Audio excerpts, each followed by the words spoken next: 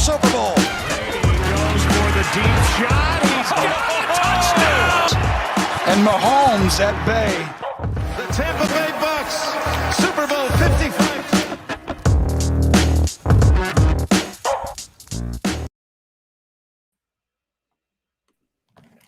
Hello and welcome back to the Bucs Banter podcast, episode 32 to be exact. And we are here with a full cast of characters this evening. I'm joined by my co-host, Bodan Yard and Scott Capron. Of course, I am your host, Colin Hallboom, and excited to be back on the air after I left these two hooligans on their own last week. Gentlemen, I got to say you did a good job. That was a flawless intro. I fumbled the bag on that, so very nice. Fun. Very nicely done. Very happy to have you back. Hey, great to have you back. And intro almost as good as that hat. Oh my God, I love it. Thank you. That's so good. I had to continue to add to the arsenal. You know, we can all get better during the bye week. And have we seen? Has Brady worn a creamsicle uniform yet? Do we know if they've worn one in the last 2 years? Definitely not this year. I don't think so. Well, he actually wears one every day in practice. That's like the color of the quarterback red. Oh, the quarterback, yeah. So he looks good in the creamsicle orange for sure. Probably next truly year. Truly one of the better uniforms in sports, honestly. Like in the past 30 years. It's just unreal. Brady's thrown out some teasers that he wants to get it going. I mean, most Bucs fans are all in favor. So the league finally gave teams the approval to alter the helmets. That was for whatever reason, the hindrance or the reason they couldn't go ahead and do it. So I think like starting next year, they'll be able to. Yeah, I think it is next year. I think you're right. That's the whole reason why, because it would look kind of silly with the current uniform helmets wearing those jerseys. Yeah, that would look bad. Yeah. But it's like, how is that? I know. In any way a hurdle? Like, just let them paint the helmets. What the hell? Exactly. Just get two helmets. Maybe don't even have to figure it out think about it for too long. It's a $1 trillion sport, but yeah. Just truly a rule for the sake of a rule there. Like, maybe they just wear whatever they want and then fans buy those jerseys. Like, how sick would a Godwin creamsicle Bucs jersey be? My daughter's house league basketball team has like 3 uniforms. Like, they can't alter their apparel for a week in the NFL. But hey guys, if this is the only thing we're complaining about with Roger Goodell, like, he's doing a great job. God bless him. Nothing else, right? No other worrisome. It's really holding the league together. I heard Aaron Rodgers is going to be running for commissioner. For the next leg. The owners would be ecstatic about that. Hey, he's uniformized. Yeah. He's uniform. Oh, that's good. That's good. Anyway, start with that. He'd kill it in that room. Hey, just the smartest guy in there, just letting all those billionaires know what to do. Yeah, he'd be really gets good. It. You know, he's just he thinks of himself as a critical thinker, right? So right there, when someone labels himself that way, you know that they are not at all a red flag. I know that for sure. Joe Rogan is immediately appointed to deputy chair. You know, it's funny because I've rolled a few ankles playing basketball. Like, definitely had the flu a couple times. I immediately go and look up old Joe Rogan podcast just to see what he would do. So it makes a lot of sense that Rodgers would do the same thing. I don't endorse Shannon Sharpe so much since he's on First Take with Skip Bayless. That just kind of immediately discredits him to me. However, I did just see he'd posted like an hour ago a pretty epic rant criticizing Aaron Rodgers from a number of angles. I thought it was really well done. So check that one out. Shannon Sharpe. I got to look that up. Get some Capron cool points. Kareem Abdul-Jabbar wrote an article ripping Substack. I saw that too. Tough to be on the opposite side of Kareem. Yeah. Slightly influential, but did I ever tell you guys I locked eyes with Kareem one time at the Lakers game? Oh man, you're the only one in this chat who could, just based on your height, right? That's what happened. Was like I was kind of like in this group of people in this we had pretty good seats, and like everyone's like, "Oh, it's Kareem," and Kareem looked directly at me and gave me the nod. I was like, "Oh, we can go home now, Annie." That's amazing. I hadn't heard that one, Bo. He'll tell you the same story next time if he's ever on the pod. He'll probably tell you that story too. Yeah, work it into the playoff preview maybe at some point. Just it'll come up naturally in a lot of different ways. So totally. Do you think Kareem is a Packers fan or a Rams fan or a Chargers fan? I don't know. I don't know. I think he's just always there for anything that's kind of like sports intersection with social issues. He's kind of like one of the guys who always has an opinion out there. And usually I agree with him, but yeah, it's I don't know. I bet he's not following the league too much outside of whatever Aaron Rodgers' immunization status. Yeah. Are you asking if he's a Packers fan just because he wrote the thing about Rodgers? No, just because Lou Alcindor was playing for the Bucs. Oh, yeah, true. Okay. Well, that's fair. Yeah. I didn't know if that's what you were getting at with it, but he also did demand a trade from there. Yes, that's true. And he's no longer Lou Alcindor anyway. So you got to assume 50 years ago. I'm going to guess he's a Chargers fan. Anyway, we got some Bucs fans in the comments who want us to talk a little Buccaneers football. So Eric Hardnett on Facebook, what's the latest news, AB or Gronk? Before we get there, and I don't have any breaking news in that regard, things have been a little bit gray in terms of those two players, but the Buccaneers coming off their bye week, and they definitely benefited from more than just rest during their week off, with a number of NFC contenders such as the Rams, Packers, and Cowboys all losing, as well as local NFC South rival, the New Orleans Saints, losing to the Atlanta Falcons as well. So the Bucs were able to see their situation improve slightly despite not playing a game, and they were also able to get a little more healthy. So we're going to talk about some of those games yesterday, boys, in a little bit. I just kind of wanted to mention that. Of course. But we don't need to dig into that just yet. In terms of injuries, Sean Murphy-Bunting out since the season opener, and Scotty Miller, who's been out since week 3 with turf toe, both practiced today and look good according to Bruce Arians. So we can expect those guys to be available next week versus a Washington football team. Nice shot in the arm. And not to mention Richard Sherman is also practicing and expected to be back next week. So two corners are going to be back. That's fantastic news for the Buccaneers.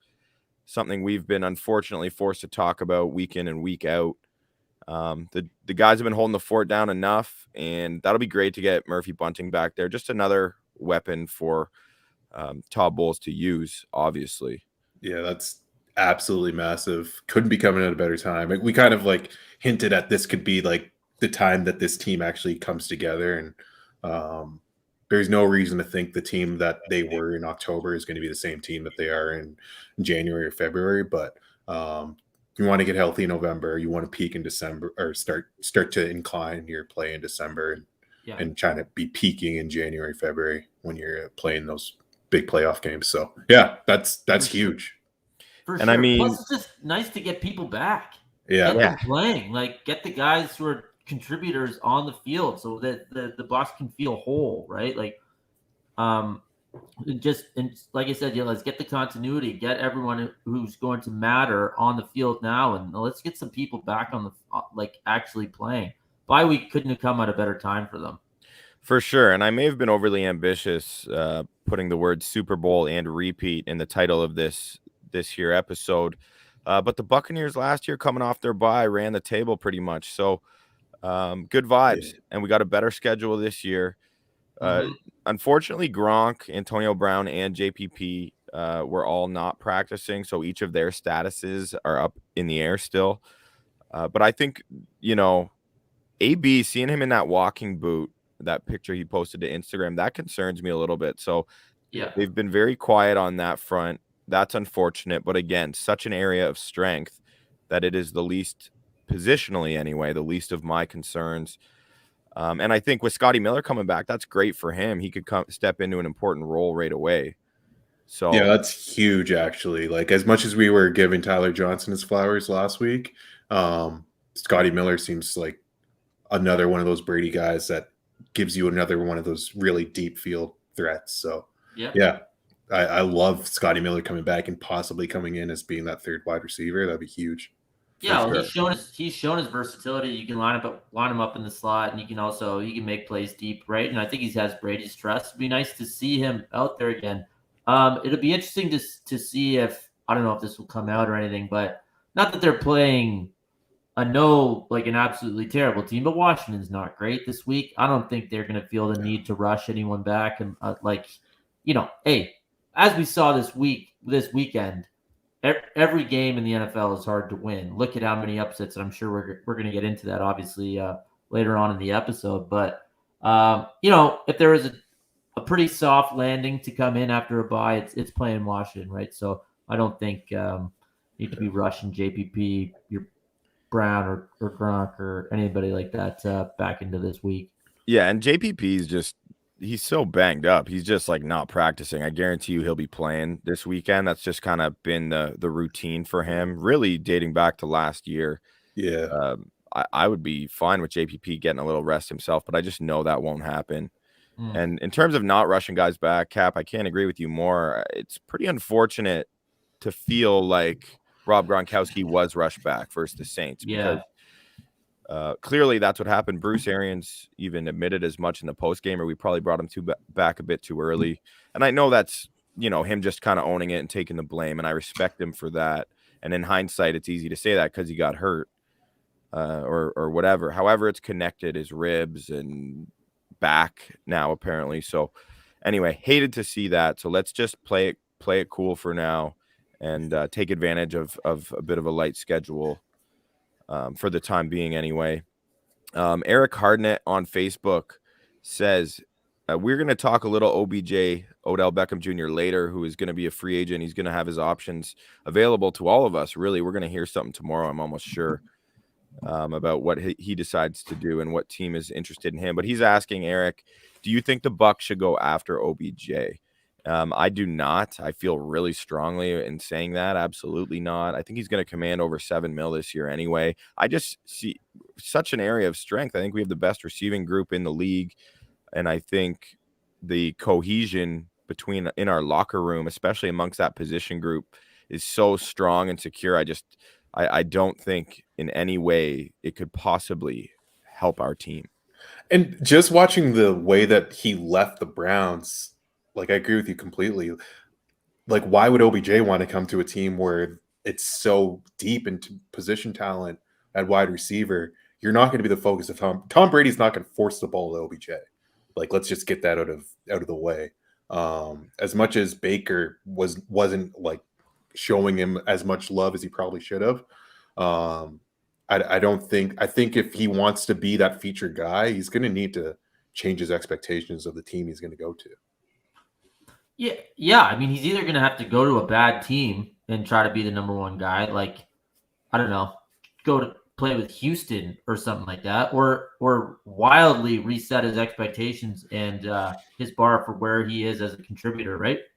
I don't think it makes any sense. I think the last team, it maybe in the NFL makes sense for him to go to Tampa. What? Yeah. Why? I agree. It doesn't make sense. Doesn't make sense for either party. It doesn't make sense at all. Like, I know we talk about how good the receivers are, but it's almost like you can't even talk about it enough. Like, Evans and Godwin, oh my goodness. Like, they have Mike Evans and Chris Godwin on their team. Like, that is so good. That is so deep at like right there, just that high level at the top of their receiving crew. And then we like all the other guys too, not to mention their tight end depth. It just, I don't know. Like, you wouldn't even get the snaps when they're fully healthy. Like, between like AB, Godwin, and Evans, you wouldn't even get the snaps you were getting with the Browns. So I don't know. Totally I would be totally out on that move. I'd be like, oh, AB must be extremely hurt, and they must be like worried about the health of that position group. Or if there was some sort of trade earlier in the season that they could get in another pick or something like that. But just putting him on the team, I just don't get it. I just don't understand it at all. Yeah, and then Eric goes on to say on Facebook, Tom Brady and OBJ wanted to play together before, connect the dots. I mean, maybe so, but in New England, maybe. Yeah, exactly. He wanted to play with Antonio Brown too. He's since got Antonio Brown. He's since got Rob Gronkowski. I mean, I just think too many cooks in the kitchen times 1,000. If you look at the current roster, I just don't think it's a realistic option at this point, Eric. But anyway, that's in terms of OBJ. I mean, while we're on the topic, what do you guys think? Like, I don't know. No one really knows for sure what's going on in these front offices, who really wants him. Today, there's a lot of talk about Seattle, that being his preferred destination. That's an interesting one. That. He kind of would slide in quite nicely in terms of being a in-between version of what Metcalf is and what Tyler Lockett is. It kind of would give them that. That's a pretty know? good trio. And I you're actually don't love that one because of that whole like the wide receiver room of the three of them and what DK thinks he is and what DK has shown he could be.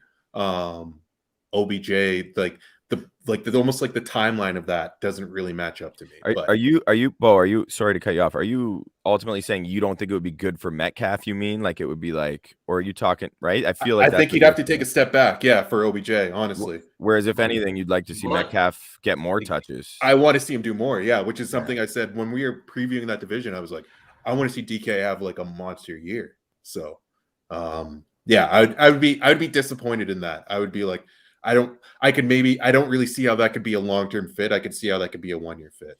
But that's possible. And especially for it is definitely possible. Yeah. And with that the Wilson injury that put him behind the 8 ball to really get hot in the second half of the season to have any shot at making the playoffs, right? I don't see it. I don't think Seattle's very good anyway. Yeah, I don't see it even with Wilson. I mean, obviously they're better, but I don't know. We'll see. Like that whole thing. I had the if you throw out another team, I had the Ravens. Like as much as I love Rashad Bateman, I love that Rashad Bateman's coming alive a little bit.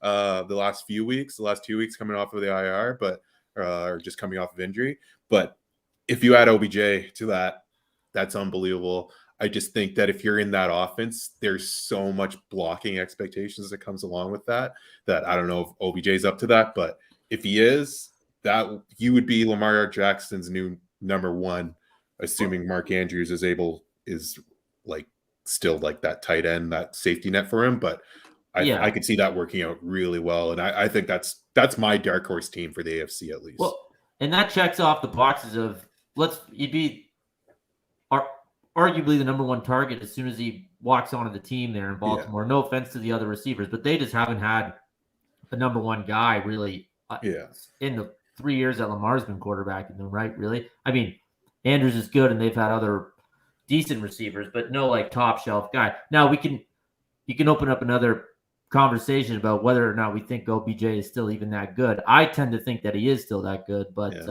anyways, the fact that he get the ball and he's going to be on a winning team, I think the Ravens and Raiders make a lot of sense, especially with Las Vegas losing Henry Ruggs. Let's not even get into society. that. Yeah. So I think that's just another one to throw out there. I like the Ravens ball. I think that makes a ton of sense. Yeah, really fun with the Browns too, right? Because like in the division. Oh, yeah. Here's the thing I just thought of, because I agree, Bo. It makes a lot of sense, the Ravens. But then I'm like, yeah, you know what? Like teams have to defend the run. That has to be their primary focus against the Ravens. There's not another like top dog at the receiver position. Like it seems perfect. But then I felt like I'm just describing his situation with the Browns. Exactly. It's so true. Yeah. That's just but the Browns even had more wide receivers though, right? For sure. Well, Jarvis. I feel like, I don't know, man. Like the Ravens don't have a Jarvis Landry. Like as much as I love Rashad Bateman, he's not that yet. And even like you're going from Marquise Brown, Hollywood Brown, Sammy Watkins, Rashad Bateman, Jarvis Landry, Donovan Peoples-Jones, Schwartz. Yeah. I don't know. Seems kind of washish. It is kind of washish. Well, it's because our expectations of the Browns have changed this year too. For sure. Just a thought. And then in terms of the Raiders, Scotty, they're apparently signing Deshaun Watson. Jackson. Sorry, pardon me, Deshaun Jackson. Oh. Not to say that would completely take them out of an OBJ running. I'm sure they're, it's teams who view themselves as contenders and who have been dealt a hit in some capacity, right? So both those teams, especially like what that criteria I just mentioned, the Raiders would fit. The Saints with Michael Thomas going to be out for the year. That was one of the first that came to my mind, as well as the Packers, which I see someone mentioned here. Eric mentioned that. Eric mentions the Chiefs as an option as well. That's one I hadn't thought of, but just based on what's going on, like they look terrible, man. Oh my goodness, do they look bad? Are we gonna get into that? Yeah, Because boys, we can over- just like let it roll right now. Like that's fine. Yeah. You know, the Bucs are coming off a bye. Not much to preview in terms of them playing Washington football team. If any specific questions comes up, we can always backtrack our way over to that. So yeah, let's talk about it. you want to talk about a wash at positions? Baker and Pat Mahomes look like the same guy right now. Honestly, Yeah, struggling Baker. Holy, he's bad. He's just bad. Like I can't explain it. Like I literally cannot explain it. I've never running seen. for his. Yeah, go ahead. He's Mahomes. Anytime there's a whiff of pressure, he's leaving the pocket, right? Like he's not he's good enough to make plays, but it just hasn't been the same. It hasn't been. It'd be like if Steph Curry all of a sudden had a season where he just shot 34% on open threes or something like that, right? Like it's just like they're just not falling for him, and if he's not trusting his offensive line, which is fair because they're not very good, and then he's bopping out of there as soon as possible, and then that makes it so much easier to defend him as opposed to when he can just sit in the pocket and see the entire field, right? So I don't think their O-line's been that bad though. No, like he's holding the ball. Like he's really holding the ball. Like at least like last week, like on Sunday, he was holding the ball for much longer than he should have. I think didn't we I think Colin, you sent me an article from Brandon Thorne. I forget where the Chiefs were on that list. Their O-line's grading out really high, but I don't even know if that's what Cap's talking about. I think he's talking more on Baker's shoulders. He's just not staying committed to being in the pocket. He's forcing the scramble. It's like he's leaving the pocket immediately. Even if the O-line actually is holding up, Mahomes is looking to get out of there. Like he's looking to get out of there. And like maybe it's anecdotal, but it seems like whenever I watch him, he's always like he's scrambling to the left, which makes it that much harder as a righty because he's got to throw across his body. And it's just like they're just in bad spots all the time. Like 24 points against the Giants, 13 against the Packers. Like they had 3 points against the Titans a couple weeks ago. Like, can you even imagine a scenario in that offense only scoring that many points? Like, there's something wrong with the team. Like, it's just something is not clicking. They just don't have it. And I think it's the quicker everyone realizes that they're just pretty good this year, even though they're always going to get the benefit of the doubt of having the high ceiling because we all have seen Mahomes do it. They're just okay. They're just okay right now. They're gonna have to do something drastic to really change my perspective, I would say. And each week this continues to happen. I find myself like at first I'm just like, okay, whatever. It's a blip in the path or whatever. But then it just keeps happening. And I'm like, okay, this is starting. Like, is this starting to become real? Is it starting to become real? I keep asking that every week because I'm like, but I'm not going to be surprised if next week or at any point Patrick Mahomes just absolutely lights the lamp and the Chiefs look like the greatest show on turf ever, not since Kurt Warner. That's the interesting thing about it. That's why that Steph Curry analogy is actually a pretty good one because you're not holding them to the standard of a competent NFL quarterback or offense. No. We're holding them to the standard that they placed upon themselves, which is one of the most elite, dynamic, explosive offenses we have ever seen in pro sports. It's like the preseason college basketball team that's ranked number 6, and then they kind of dick around all year, and they have the talent, but they're only a 6 seed and it's like, oh, they lost in the first round to the 11 seed. How did that? It's like, because this is what they've been for 4 months, right? Exactly. Like, and you keep expecting the best version. Well, if the best version doesn't come out in a 17-game regular season, then that's just what they are, right? So, I guess, it's halfway through. It's not over or anything like that. But right now, they are just another team, which is crazy. I'm the biggest Mahomes, Reed, Chiefs in general believer. Like, just when in doubt, think they're going to figure it out. But they have made me look pretty stupid so far this year. That's the other thing. I'm glad you brought up Andy Reid because I'm pretty sure he's the only coach in NFL history with 100 wins with 2 different franchises. So just an absolutely ludicrous accolade, and he's as creative and exciting as it gets. He's still running all this exciting stuff. There's just something off. And it seems like no one can decipher exactly what it is. Like, it can't be pinpointed to one specific thing. It's super strange. Is it patience? Is it like, is Mahomes just not patient enough? Yes, that's what I'm saying. Yeah, is he just like waiting to see the downfield rather than just taking the dump off? Yeah, and all of that. Plus, they're not getting out to any leads. So all of a sudden, if the other team gets the ball, and knowing that Kansas City can't stop anyone, they can just run it down their throat, which is what they've been doing. And then Mahomes is down 11, or he's down 2 scores, and it's just it just that flipping the switch ability to just get right back in the game just hasn't been there, and it feels like they're never playing with the lead. Even the Giants game last Monday night, I guess, Bo, we would have potted just before that game, right? Like, that was in doubt the whole time. Like, they didn't necessarily look like the better team. They just kind of happened to win the game. Like, and 13 points against Green Bay. Like, I don't know, man. It's just strange. It's just strange to see that. Yeah, even though they won the 13 points, playing against Jordan Love as well on the other side, like the other team wasn't putting up points. He had plenty of chances, plenty of time of possession without looking at the actual time. Like, I don't know that for a fact, but that has to have been the case. Really, really strange. Yeah. But like, if you look at the standings, they could easily just win this division and have a home playoff game, like at least for the first round, right? Like, it's so crazy that they're in this position playing this badly, and they're still kind of the favorite in their division, at least. Yeah. I'd have to look at the schedules, but the Chargers have already beaten them at Kansas City, so they get to play them again in LA, right? The Raiders have a better record. But the Chargers are probably the only defense that's like worse than the Chiefs, at least against the run. The Raiders seem like they're going to be in shambles for the rest of this year. Yeah, that's probably right. And then the Broncos, like, they suck. I'm sure we're about to get to them, but like, they're not very good. Like, they had a great game. They are not a very good football team. Yeah. So before we get to that game, like, I want to stick amongst who I consider, or at least entering this season, who I consider to be, even during like a couple of weeks ago, and maybe like I considered them the best team in football. It's the Buffalo Bills. But then they go and lose. They lose. The Jags scored 3 field goals. They kicked 3 field goals and beat them. The Jacksonville Jaguars. Yeah. Duval County, stand up. It's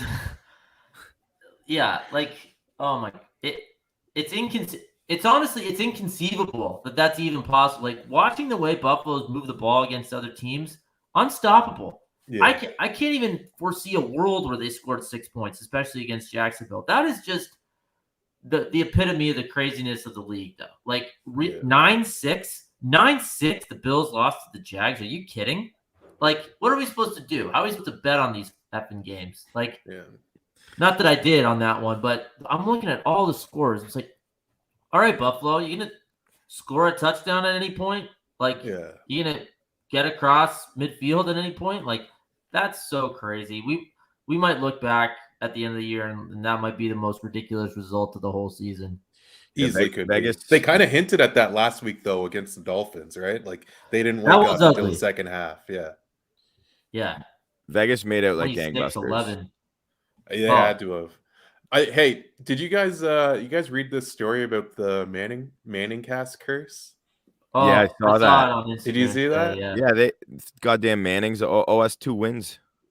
Yeah, exactly. So Travis Kelce, Russell Wilson, Rob Gronkowski, Matt Stafford, Tom Brady, Josh Allen now all lose the following week after being on the Manning cast. Like, you know what? And like, a few of them are like, holy, what happened to their seat? Like, Travis Kelce, what's going on? Wilson ends up breaking his finger after that one. Gronk is out after that one as well too. Like, well, all I can say is it's really nice to see good things happen to good people and have Urban Meyer get a win like that. You know, like, that's a true karma situation. Like, oh my God, he sucks. I heard he flew up to Ohio just to celebrate, go back to his restaurant with his family. With his family. They did the old 12 o'clock midnight family style. So that was super sweet of him. He made everyone else pay, but nice family stuff for the Myers. He's really been motivated since you called him out, Scotty.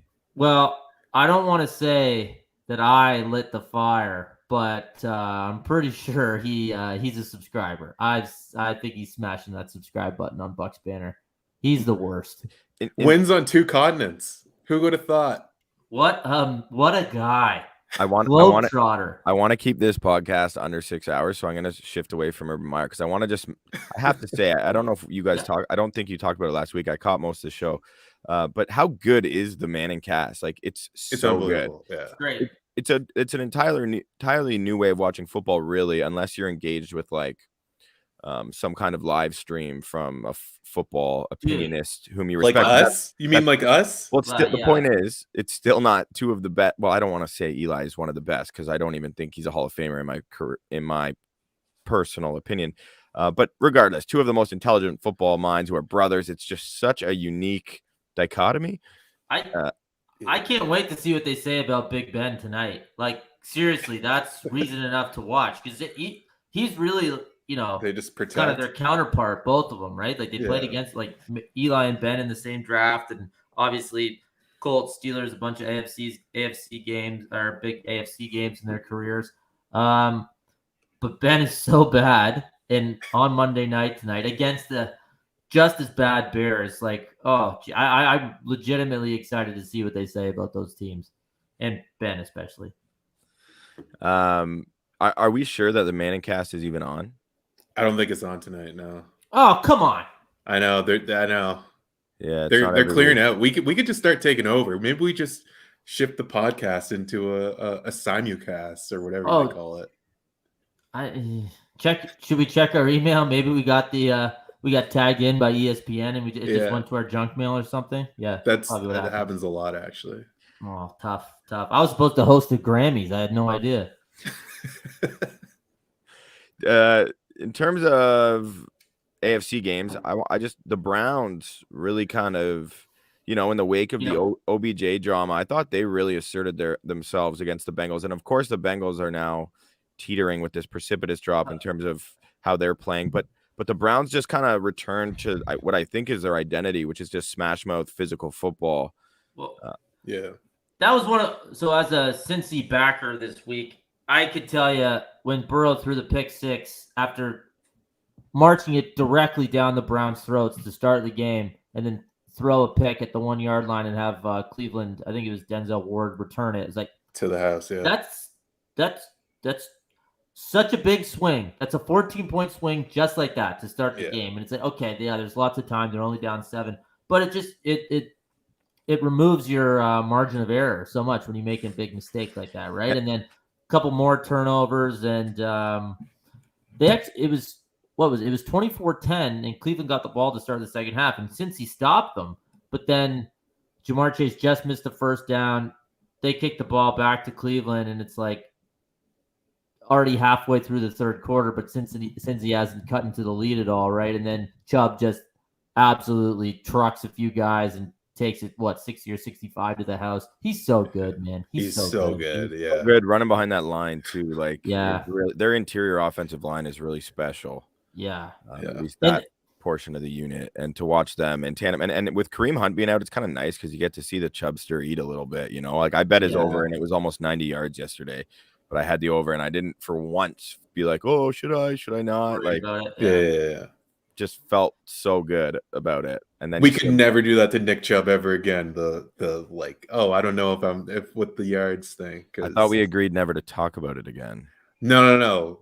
I never agreed. I agreed that we'd never talk about the Super Bowl loss. But good call. Yeah.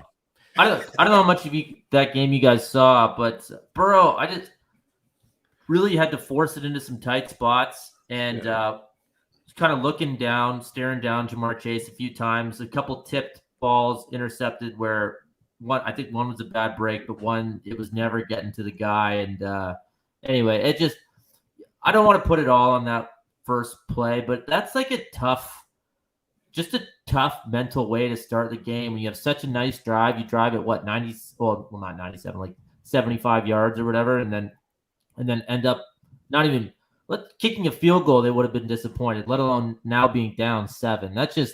I had a bad feeling in my gut the whole rest of the game, and luckily I got to turn it off with 5 minutes left in the third because it was so bad. But I don't know, the Bengals they might just be a year away. Like it's maybe. Yeah, you know what I mean? Like they might just be a year or two away. That's high what I'm highs and low lows, right? Exactly. When they look good, they're gonna look so good. And Burrow is still very young, so he looks so poised, and I love just how the ball leaves his hand. Even like some of the little things just seemed perfect. It's just such a natural motion for him. But he has shown an affinity to turn the ball over compared to what he was very good at not turning it over for a good chunk of his career, or the majority of his career until the last few weeks. So that's something he'll need to correct, but I'm confident they will. They still need to add pieces in important places. They got dynamic receivers and a dynamic quarterback and a really capable running back, and their D's been all right, but they got lots of issues with the O-line, which I think makes the young quarterback's job a lot harder as well. So he just didn't have his best game, and then if a good defense knows you have to throw, then it's hard for anyone to throw on a team like Cleveland, or anyone that knows that it's coming. So anyway, tough loss for Cincy, and that's coming off that Jets loss, though. That's 2 very uninspiring weeks in a row. Rich 0665 says Burrow and Chase will be even better. He's watching us on YouTube. Rich, we're big Burrow, big Chase guys here. We were coming into this year, going into before Burrow's rookie year. So you've come to the right place, my friend. We completely agree with you. So yeah, there's no arguments there, my man. In terms of, how about the Cowboys? We're all praising that. Everyone, I feel like, is talking about them as legit Super Bowl contenders, rightfully so, based on their performance surprisingly on both sides of the ball this year, on how Dak's incredible season. And they just got, the score finished 30-16 for Denver, but that's not even indicative of how much the Cowboys got trampled. I was watching that game with my dad, or I was trying to watch that game. So I'm flipping between that and I think it's the Chargers and the Eagles game. And I never saw one Dallas offensive possession or snap in the first half. I was just like, why does the score keep going like this? Why don't they let Dallas have the ball? Like, they haven't been able to play. Like, it seems like a practice almost. And then we were watching the end of that Eagles game, and my dad just sees the score come across the ticker, and he's just like, how did that happen? He's like, I never even saw them have the ball. Like, how did they score 16 points? Just in garbage time, I would imagine, towards the end of it, because it was like, I flipped it over and it was 16-0 Denver, and Dallas caused a punt or whatever. They just gave the ball right back. Like, they had no chance in that game. No chance. 30-16, and like Colin said, not even as close as that score showed, right? So I really thought Dallas's offense was as immune to a performance like that as any team in the league, basically. So true.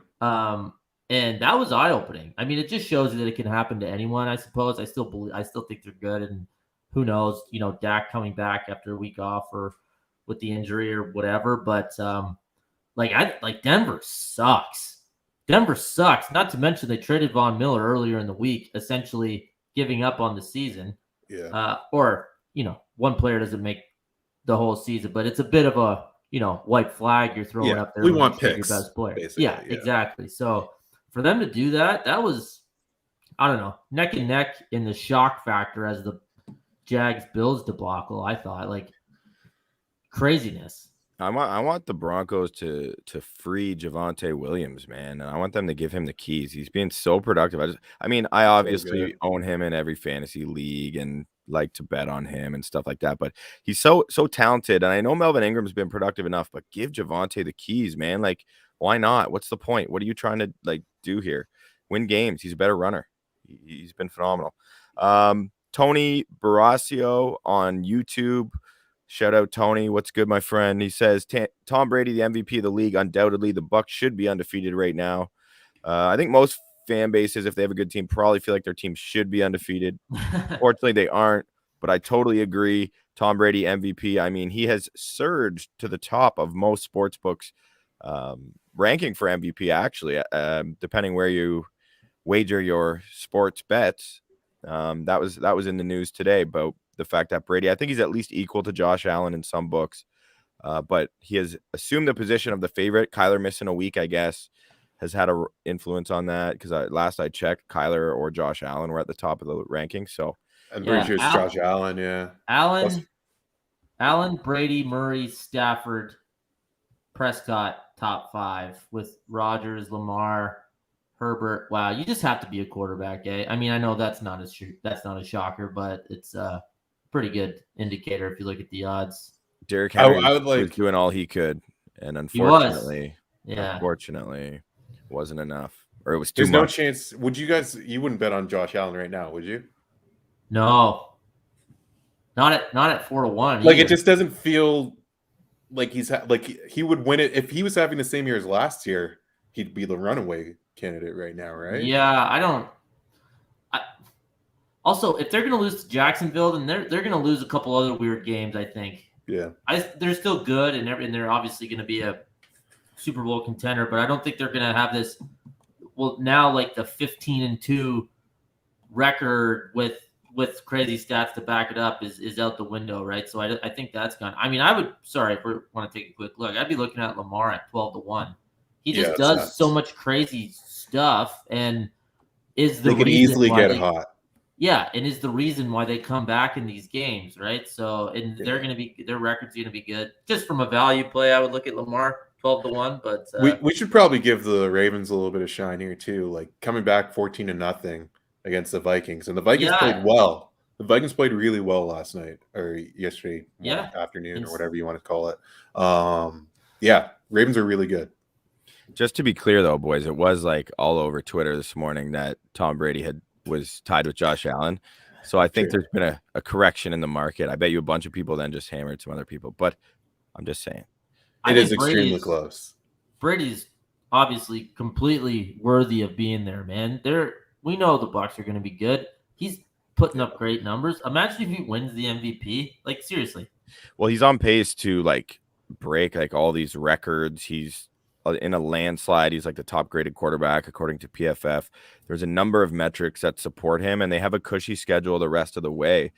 So I really and I mean, generally the MVP award is not decided after week 9. You know what I mean? No. So if the Bucs go on a roll, I mean, absolutely, you got to consider it. And I think now, like a lot of people said, there was the voter fatigue, and that's why maybe Brady wasn't even a consideration for the award in recent years. But I think this like whole newfound narrative of him, his whole persona changing, him winning a Super Bowl his first year in Tampa, and based on his age, I feel like voters would be totally cool to vote Brady if he's in any way.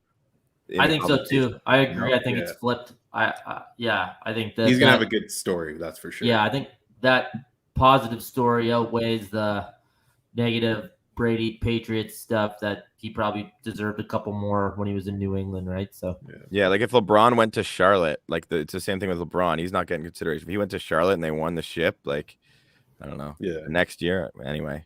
Reaching for cross-sport comparisons here, I guess. I mean, as long as he'd be okay with deferring to LaMelo, but right. Yeah, or Michael Jordan being his boss would be kind of. I think he'd be not pumped about. Yeah, I don't see that happening.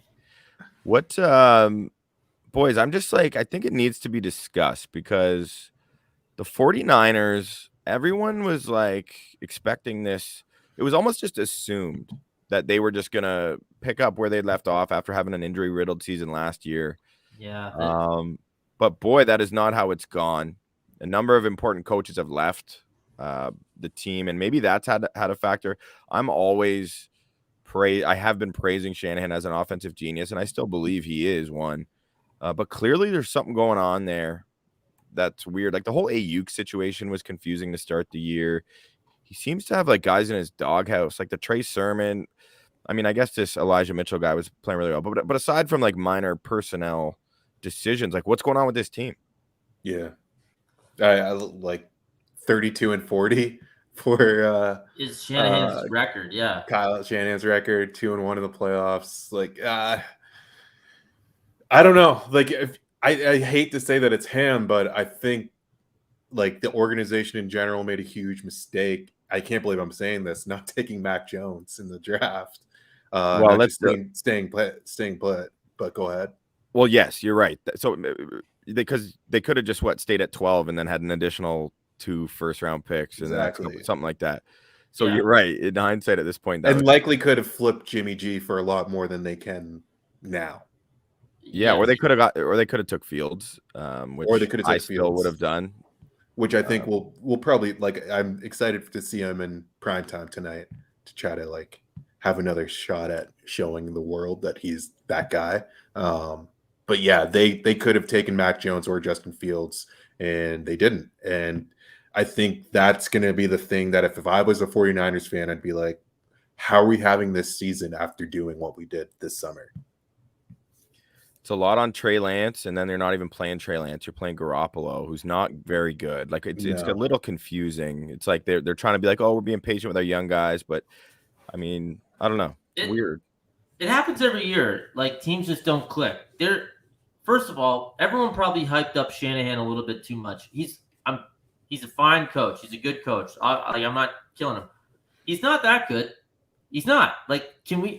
We've watched their offense look absolutely terrible in certain games. And if you're a quote unquote offensive genius, like that can't happen. And I know he clearly doesn't like Jimmy G. Well, figure out another way then, man. And why'd you draft Lance then? Like what's going on here?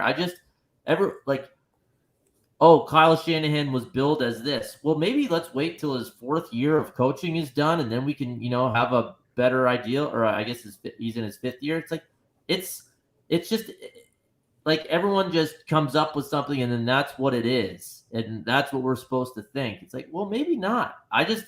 They look not in sync at all.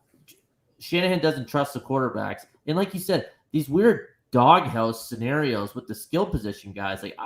What could possibly be going on to not be playing them or not give Ayuk the ball at all? They just look terrible. Like they looked awful. Yes, he's kind of acting like there's no pressure on him whatsoever. So he's like playing this long game almost. Yeah. But it's like, dude, like I don't know if your leash is as long as you think. Like you're not coming off a Super Bowl victory. You're coming off a 2 years removed from a Super Bowl defeat. Yeah. And last year, whatever, they get the pass because of all the injuries, but they're disappointing. People loved them coming into the season. I thought they were going to be good. I don't think I loved them. I definitely liked the Rams more than them in the division, but like that was a shorthanded Arizona team in a game that you absolutely had to win to get one back in your division, and they just Colt you can't lose them, Colt. Yeah, you can't lose them, Colt. Inexcusable, really, like really bad, and and now they get the Rams this week. Yeah, it doesn't get easier. That is no good. That is no good out there, man. Kind of an interesting OBJ landing spot, though.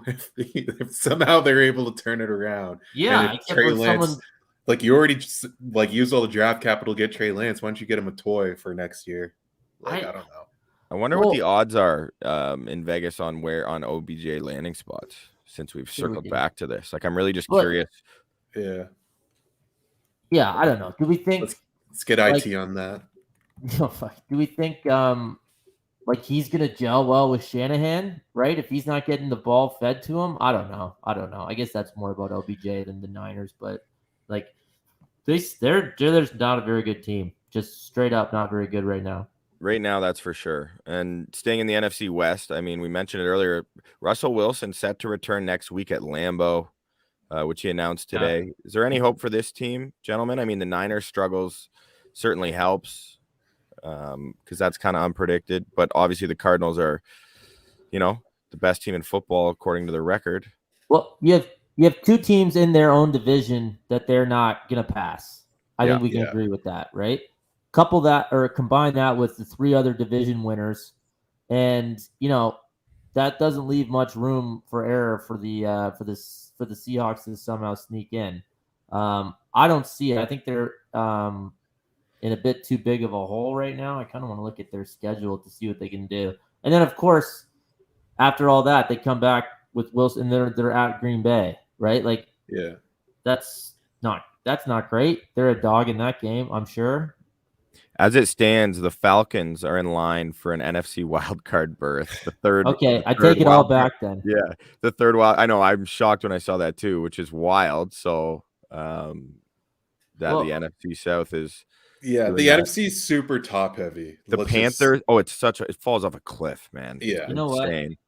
But I don't see it for the Seahawks either, and it's not even about Russ. It's that this team isn't any different than it was last year. They're not bringing Shane Waldron as your OC. They're still running that game against the Pittsburgh Steelers, I think it was, where they ran the ball 8 plays in a row, and it was like the running game wasn't even effective. I feel like they were getting first downs off of penalties and stuff like that. Like, it was insane watching them, like the way that they managed that game. And it was just Pete Carroll, hands on his knees, trying to be that guy on the sideline that's trying to like smash mouth football for the Seahawks. And it's just like, dude, you're gonna have to throw the ball. Like, you have DK, like throw the ball. I know you got Geno out there right now, but even if you have Russ, he does the same. That it's the exact same play calling, and I just hate it. I hate watching them play football lately.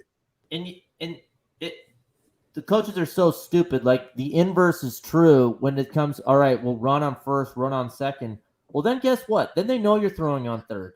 If you're gonna try to compete or like keep the defense off balance, let your professional quarterback throw the ball on first down. And Carroll and that, like, they don't even do that with Russell Wilson. So I don't know why we're expecting anything different. They're just painful to watch, honestly. Yeah. Sorry, I feel like I've gone off on them a few times, but so they're at the Packers and then home for the Cardinals the next 2 weeks. They're going to be dogs probably in both games.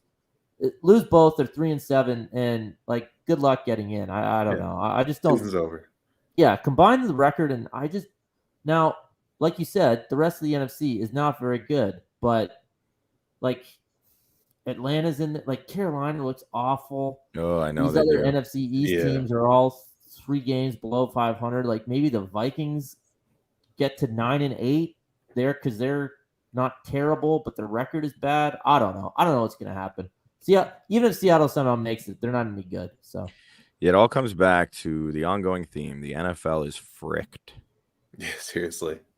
The funnest part about this for Seattle is that they're scheduled to have a top 10 pick, except it goes to the Jets because of that Jamal Adams trade. Oh my God. Yeah, like, shout out to the Jets for winning 2 games. They still have the 4th pick overall and the 10th pick overall right now. Unreal, man. They see the quarterbacks, and the Jets are showing something these last few weeks. Like, they're actually playing hard. You know, I know they got smacked down by the Colts, but it was nice to see Elijah Moore make an impact for now 2 weeks in a row. He's been close to the week before. He at least had like almost 70 yards receiving. So that's a guy. I was very, very interested to see how he'd play in the pros. And I don't want to sit here talking about the Jets, but he's an exciting. That Thursday nighter legit felt like a preseason game.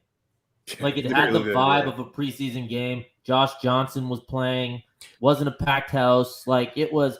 It really felt like, if you looked at the calendar, it would say August 13th or something. I was furious. I had just dropped off my Josh Johnson Bucs jersey at Walmart like 6 years ago after I thought he retired.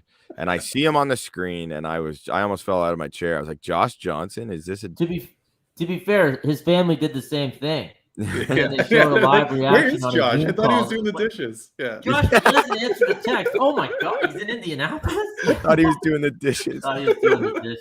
That's good. Josh, these are gunked up. Oh, man. So, I don't know if you guys heard, I don't know if I said this earlier either. It is Monday. But Damon Arnett, they cut Damon Arnett. I don't know if you guys saw him with like an Uzi or a firearm and like threatening, like just being a total. Yeah. Death threats. Just like what can you even say about the Raiders right now? You know what I mean? Man, the Raiders have hit the rock bottom of rock bottom. Like, it's after like one of the most inspiring starts to the season ever. Yeah. Like with their new stadium and everything, and just kind of being like, oh, we're gonna be better than the Chiefs this year, to just like, what the hell is going on? Oh, man. Unbelievable. So now, to make matters worse for Mayock, who's left in the ashes of John Gruden and all the decisions they've made collectively. You're always backing Mayock, man. You would back you would back him into a volcano. I know. I'm like, poor Mayock, poor guy. Oh, little Mikey Mayock, what's gonna do? Yeah, I was pretty critical of Mayock come draft season, buddy. If you run back the tape, your boy. I'm just gonna stick with what I do. Leatherwood. So. Your boy Leatherwood. That was the worst pick. Oh my God. But anyway, that guy needs a clue. Hey. In what was in 2020. So now Ruggs and Damon Arnett, they had 2 first-round picks in 2020. That's the 2 of them, both been cut already. And Arnett was a question mark in that, like, at that pre-draft. Like Yeah, he people were was. like, I don't know about this guy character wise. It was Well- considered a reach at the time because he was Yeah. playing alongside And a reach. Okuda, right, at Yeah. Ohio State, Oh, and he was considered like a second rounder by most. But Okuda also has had a horrible start to his career. Obviously, he's hurt. Yeah, hurt more than But- anything. you hate to see anything go wrong for those Buckeyes. Like it just, my, you pour so much into it. You just want to see them reach their top potential. And tough scene to have 2 first rounders a year ago, and neither of them are on the roster. Obviously, some pretty specific circumstances in the Ruggs case, but yeah, Also, not what you're looking for. Big picture, not the greatest endorsement of having a professional team in Las Vegas. Seems like that might be an issue. Yeah. Who would have No, thought? I didn't see it coming. I've been to Vegas a ton of times. Wonderful family destination. Go to the buffets, just hang out. He's not and- even joking, folks. This is actually how he feels. Yeah, I this is can't his believe real it. Vegas I really, life. I just the pools are nice. I can't believe that this Bodan goes to spas. Vegas. Bodan, you know how like sometimes you like maybe need to take a few hours to like go to the mall or something to clear your head, Yeah. get away from your family, just kind of be alone. Bo does that in Vegas Yeah. alone. Yeah. We crashed his last solo trip to Vegas. He I was called pretty it a pissed, actually. meditative retreat. He just And goes for the robes. He just looks for a comfy robe and just like walks around looking for ice in the hotel. All I need is a nice ice machine and some good poker. Let me unwind for a few hours, and I'll Well, head back. apparently that's not what the Raiders football players are doing. So, Seriously. I don't know if you could lead a tour of some sort. Yeah, seriously. Wow. So as we're winding down here, just a couple minutes left. I just want to circle back to the Buccaneers who are playing Washington next week at Washington. The early line is Bucs by 9.5. Any thoughts on that game, fellas? Like aside from like that you want to talk about? I mean, Washington's been a bit of a disappointment this year, eh? We expected this like juggernaut on D. I think we all thought they could legitimately contend in the NFC East. Apparently, we were just willing to overlook the quarterback position completely in doing so. But they've been a bit of a disappointment this year. I don't know. Yeah, big disappointment. Absolutely. I was like, I think I was the one on the pod the most being like, this is one of the best defenses, or Yeah. projected to be one of the best defenses in the league. And they just haven't been that. Chase Young's still good, but it just doesn't seem like they're able to get to the quarterback as reliably as they did to close out last year. So I think a lot of Bucs fans too. I think if you are a Bucs fan, you probably thought like, oh, this team gave us probably the most trouble in the playoffs last year, right? So it's shocking to see that this is the year they've had, and 9.5 seems appropriate, honestly. Washington is just like the literal shrug emoji. Like, who cares? Yeah. Has anyone had a discussion about them? Have they done anything noteworthy? Have they just done whatever the line was in their games? Is probably like that's probably who won. You know what I mean? Like, I feel like there hasn't been any sort of upset or anything. Like, I don't know. Shrug emoji and the team perfectly titled just Washington football team. Washington football team. Here you go. We are a football team technically. We play on brand Sundays. with on brand with the roster and performance. They're really sticking to that. They do play football. I'm looking forward to watching though. I'm looking forward to seeing some of these Bucs back in the lineup. See how Brady looks after a week off. And let's face it, not his best game against New Orleans by any stretch. Would not. Like we've said before, we want to see them hammer bad teams or at least play well, right? If the other team happens to keep it close because they're clicking too, then whatever. But like, let's see Tampa come out and have a 21-7 lead at the half or something. Like I think we're ready for that. Similar to the like the Bears game from a few weeks ago. I would not be surprised at all if we see that from Brady after this layoff. I think they're going to start rolling, boys, and I think it starts in the nation's capital next Sunday. I like it. Let's go. Yeah, and let's see what happens tonight. Monday Night Football kicking off shortly. Unfortunately, no Manning cast for us to enjoy. At least Louis Riddick's on there. I like Louis Riddick. Yeah, straight up, the normal broadcast is pretty good. Yeah, I think it is too. It's better. It's one of the best they've had in the last 5 years. People are just hating on it because it's become cool to hate on it at this point because Louis Riddick is awesome. He's really good. I really think you have to be exceptionally bad in the booth for these comments to be made legitimate at all. Like, can everyone really I thought Booger was bad. Did he ruin was Monday Night Football for me? No. No. Can everyone just chill out a bit? I always thought that was a little bit much. Even though, no, I didn't think he was good, and I'd obviously rather listen to Romo or even Aikman. But let's not murder I get what this you're guy saying. on Twitter. Yeah. You know what I mean? The praise that they're getting, the Manning cast is getting, is what they should have got if Booger was still in the Yeah. booth. You know what I mean? Scott endearing himself to the Buccaneers faithful with some Booger McFarland love. He just doesn't want us to talk about Greasy, former Michigan Wolverine, in any negative way. Don't go there. We won't do that, though. We won't do that because we don't have time. So just want to thank everyone for tuning in on Bucs Report or through Bucs Banter. Please don't forget to check us out on YouTube. Hit up our channel, Bucs Banter, where you can like and subscribe, and that's cool. We are available for audio streaming via Apple Podcasts, Spotify, all that good stuff. Please check us out. We appreciate it. On behalf of Bo, Scott, and myself, I want to say thank you, and we'll talk soon. Go Bucs.